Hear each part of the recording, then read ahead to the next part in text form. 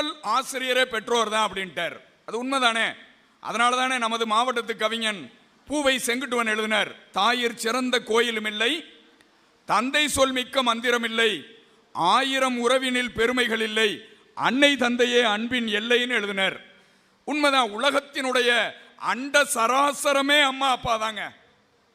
உலகமே அம்மா அப்பா தான். இன்னொன்று குடியிருந்த கோயில்னு சொன்னார். உண்மைதான்.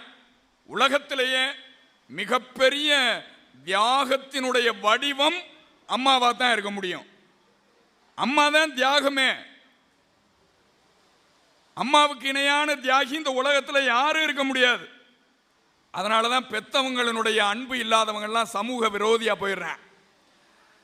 அதிக தீவிரவாதி உருவாகிறதே அம்மா அப்பாவினுடைய அரவணைப்பு இல்லாமல் வளர்பவர்கள் மட்டும்தான் தீவிரவாதியா போயிடுறாங்க. அருமையா பேசியிருக்கிறாரு பேராசிரியர் திருநாவுக்கரசு அவர்களுக்கு